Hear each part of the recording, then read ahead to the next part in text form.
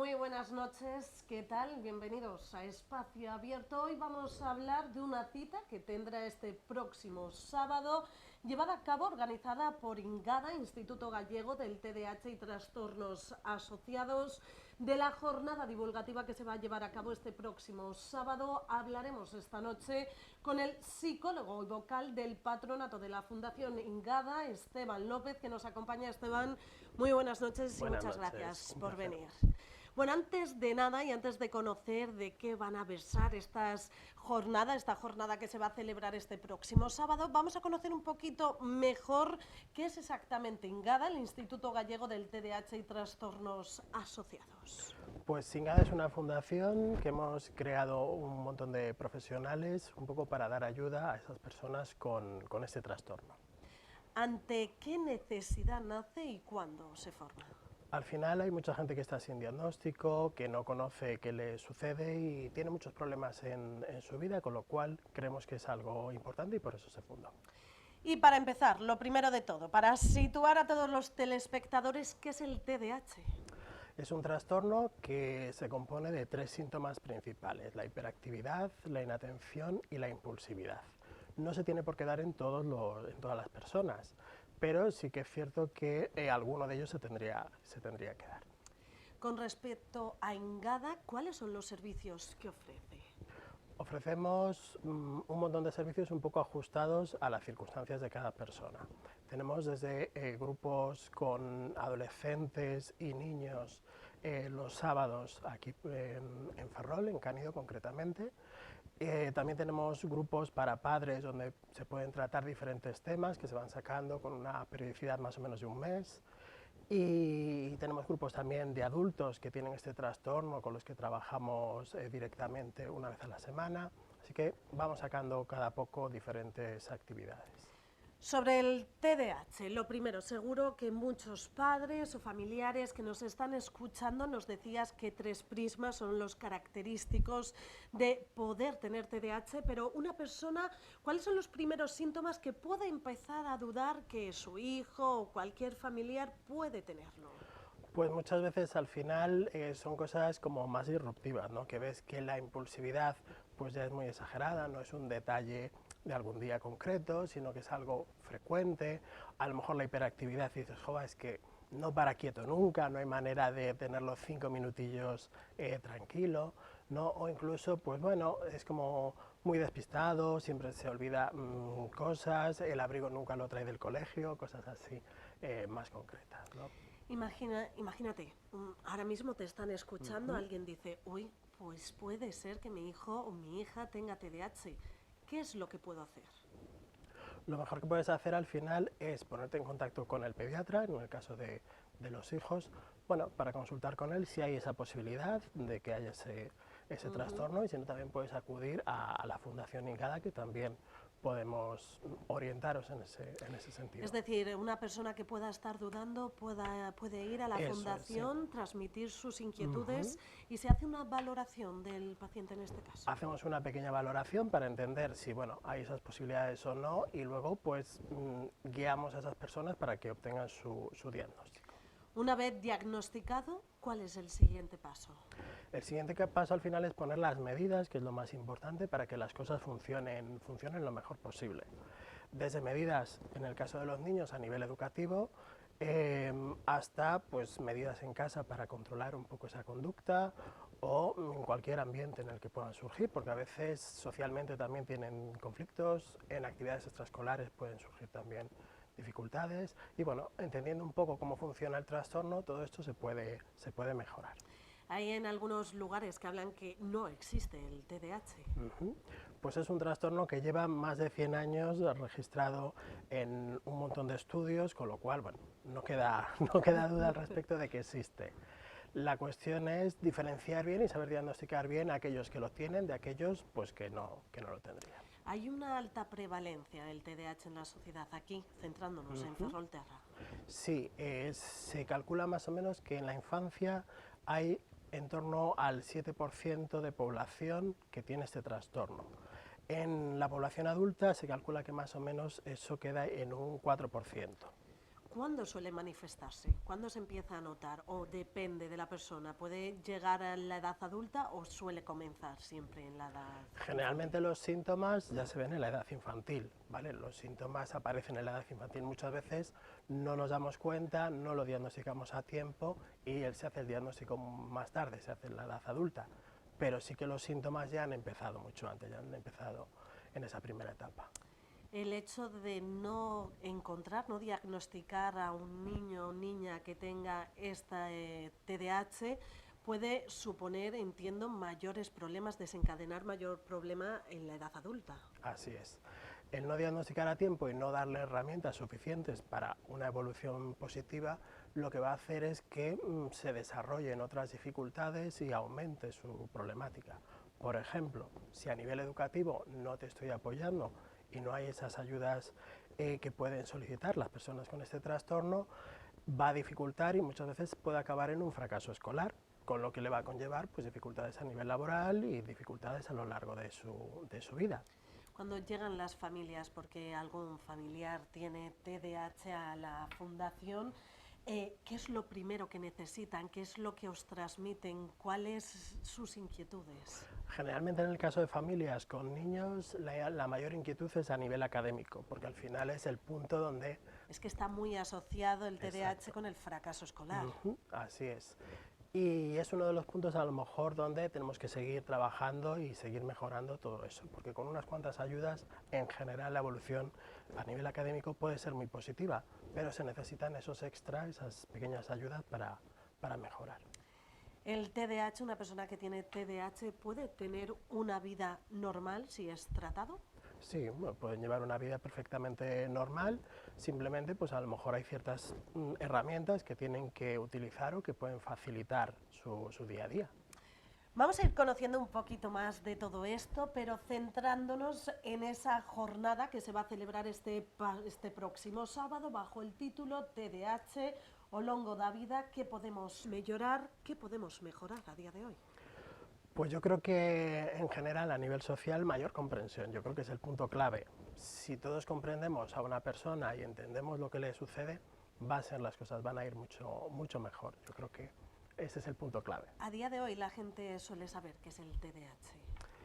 Yo creo que en general pues sí que tienen como una idea, pero no terminan a lo mejor de enfocarlo o de entender perfectamente que no solo afecta a los niños o que no solo afecta en algunos ámbitos, sino que afecta en todos los ámbitos de la vida de una persona. De hecho, leía en unas declaraciones que hacía Elvira Ferrer, médico de familia y vicepresidenta de la Fundación Ingada, que había un riesgo elevado de que el TDAH lleva a los adultos a tener problemas legales incluso.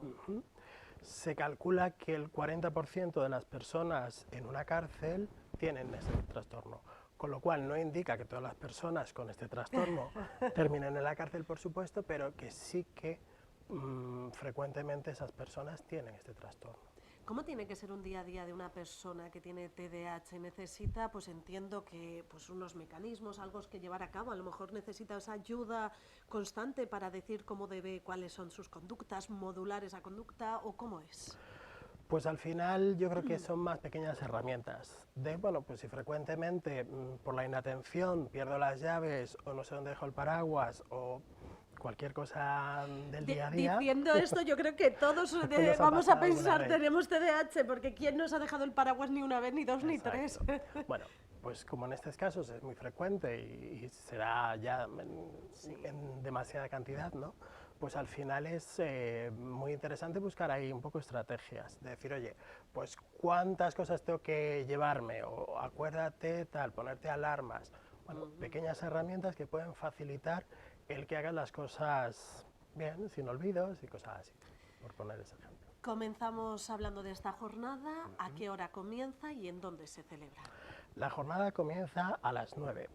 Se terminará sobre la 1:30 y se realiza en el salón de actos de la universidad. Sí, del campus de Ferrol, el campus industrial de Ferrol.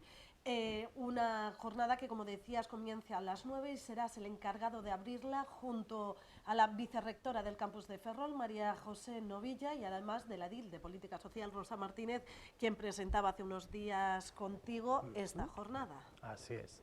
estamos encantados de poder hacer esta jornada acompañados de todos ellos. Posteriormente, la primera conferencia va a caer a cargo de Elvira Ferrer, médico de familia y vicepresidenta de la Fundación, y hará una introducción al TDAH. Es decir, es una manera de situar a todo el mundo. Exacto. De lo que vamos a hablar, ¿qué es? ¿No? Es una primera toma de contacto. Exacto, como la jornada está pensada para recibir a cualquier persona que tenga más experiencia, menos experiencia, que entienda el tema o no, pues es un poco dar ese primer paso para que todo el mundo pues tenga unos conocimientos básicos y pueda entender bien el... Importante lo que acabas de comentar. ¿A quién van dirigidas estas jornadas, antes de nada? Van dirigidas al final a toda la población, porque nos interesa que cualquier persona pueda entender lo que sucede, porque en cualquier ámbito te vas a encontrar personas con este trastorno. Hablábamos de porcentajes de entre el 7 para los niños y un 4% en adultos, con lo cual, bueno, es fácil que nos encontremos a gente con este trastorno, y saber qué sucede y cómo poder tratarlo, pues va a ser muy favorable. ¿Cómo pueden inscribirse?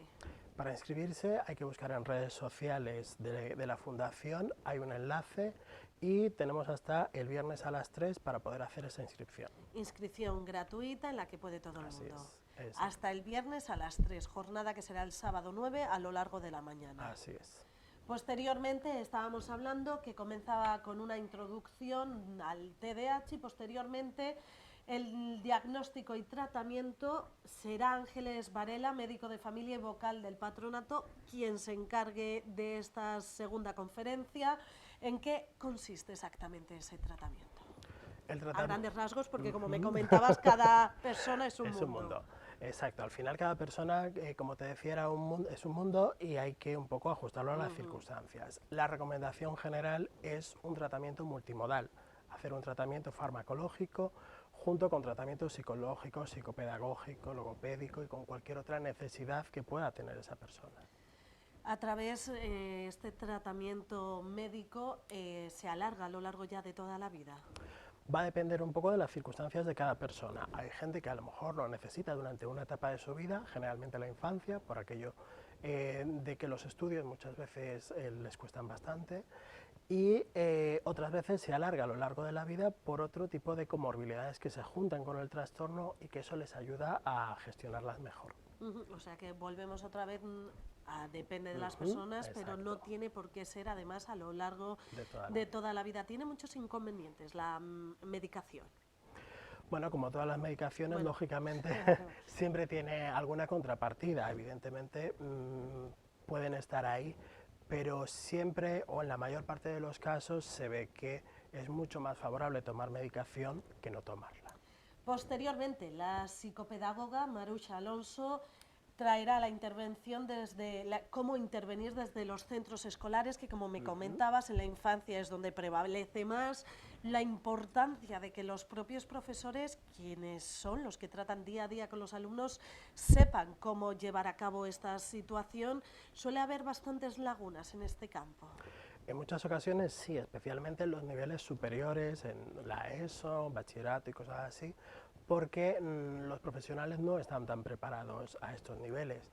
Pero sí que, bueno, tenemos ahí las herramientas y hay que hacerlas conocer, y cuanta más gente conozca el trastorno y entienda cómo funciona, pues mejor nos va a ir. Posteriormente, a las 11:15, tomará el relevo la psicóloga sanitaria Claudia Balado para hablar de la intervención familiar. También un aspecto muy importante porque, como me decías, normalmente se diagnostica en niños o niñas pequeños, por lo tanto, ahí la familia es la que le recae todo el peso y tendrá que saber cómo tratar esta circunstancia, que entiendo que cuando va un padre o una madre a contar esta situación se deben de derrumbar. Sí, muchas veces sí, porque llegan con una situación de muchos años de dificultades. Generalmente no se hace un diagnóstico después de unos cuantos meses de dificultades, sino que ya se ha pasado un cierto tiempo y la gente ya viene bastante preocupada, ¿no?, con esa situación. Y sí que es imprescindible, ¿no?, darle esas pautas para que lo puedan gestionar lo mejor posible y tengan esas herramientas para hacerlo. ¿Cuáles son las principales inquietudes que os presentan los padres o las madres ante esta situación? Supongo que será, tendré que medicarle, le afectará. ¿Qué es lo que más les preocupa? Pues una de las preocupaciones, como bien dices, al final es la medicación. ¿Se la doy, no se la doy? ¿Es muy pequeño? Quizás es mejor esperar porque no quiero que tome una medicación, que al final es una medicación. Esto es un debate, ¿verdad? Esto de se le medica o no a un niño pequeño. Así es. Pero bueno, la ciencia lo que nos dice es que la mejor evolución es esa, tomar medicación y acompañar, como decíamos, de tratamiento psicológico y psicopedagógico y demás.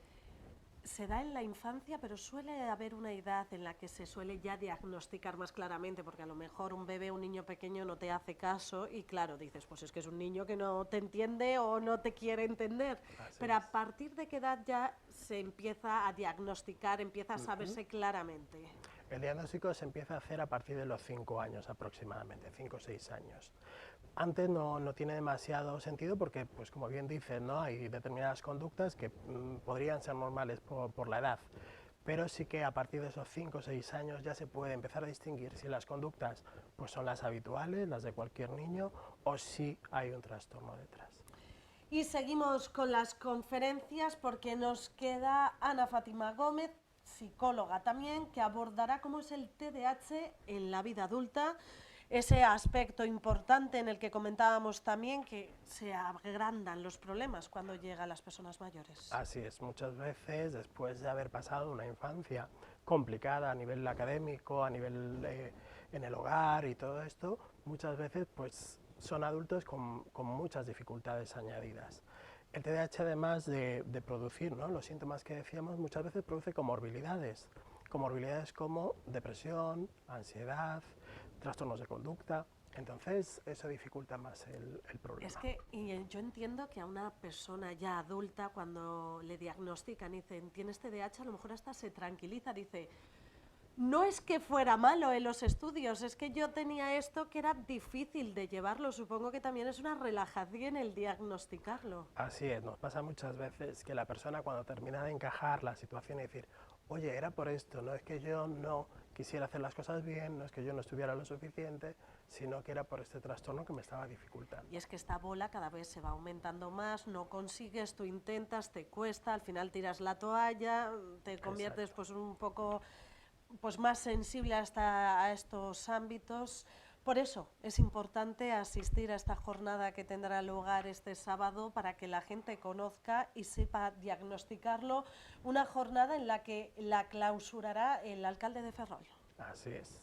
O sea, todo completito a lo largo de todo ese sábado. Está muy concentrado, ya ves que hay muchas cosas que hacer esa mañana, pero yo creo que va a resultar muy interesante. ¿Cuál es el objetivo que os proponéis una vez que las personas que asistan a estas conferencias salgan de allí? ¿Con qué idea? ¿Con qué queréis que se vayan? Sobre todo intentando mejorar su calidad de vida, porque si entiendes las circunstancias tuyas propias o de un familiar, eso va a ayudar a mejorar la situación. Un aspecto importante, en vez de criticar o cuestionar o decir que mal educado o cualquier otro aspecto, es saberlo. Entender de dónde viene. Para finalizar ya esta entrevista, tras conocer cuáles son esos síntomas, los temas que se van a tratar, antes de finalizar, recordar cómo pueden inscribirse, quién puede ir, para aquellas personas que a lo mejor nos hayan cogido en mitad de esta entrevista y no les haya quedado claro que pueden inscribirse. Perfecto, la inscripción se hace a través de redes sociales de la Fundación, en cualquier red social buscas Fundación Ingada y te va a aparecer un enlace para la inscripción a esta jornada. Y tenemos hasta el viernes a las 3 de la tarde para hacer esa inscripción. Y ya aparte, aquellas personas también que te estén escuchando y que digan, anda, hay un lugar en el que me pueden resolver estos problemas o que no sé qué hacer, ¿qué es lo que pueden hacer? ¿Cómo contactar también con la entidad para poder solicitar una cita, pues una primera reunión para poder diagnosticar o conocer un poco la situación? A través de la página web, en la sección de contacto, nos escribirían un mensaje diciendo, bueno, un poco la circunstancia y de dónde son, porque, bueno, no solo tenemos centro en Ferrol, sino que hay más sitios de toda Galicia. Con lo cual, en Ferrolterra abarca todo, la que hay en Ferrol abarca todo Ferrolterra, ¿verdad? Sí.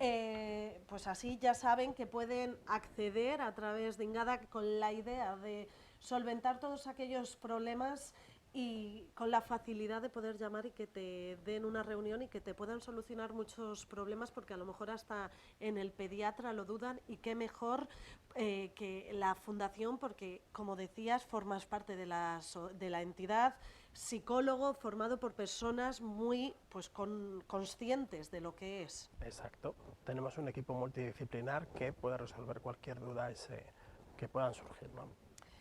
Esteban López, un placer haberte tenido esta noche en este espacio abierto. Gracias por venir, gracias por dejarnos claro qué es el TDAH sin esa terminología que tal vez nos hubiera costado un poco más si nos empiezas a hablar en términos un poco más médicos, y por acercarnos una realidad que vive mucha gente y que es necesario conocer y no juzgar. Muchísimas gracias. Gracias a vosotros. Y gracias también a todos ustedes por estar ahí al otro lado. Recordarles que nos pueden seguir a través de nuestra página web, en las redes sociales, en nuestro canal a la carta de YouTube, y también ahora a través de la radio Metro FM, sintonizando en la 90.6. Que pasen una feliz noche.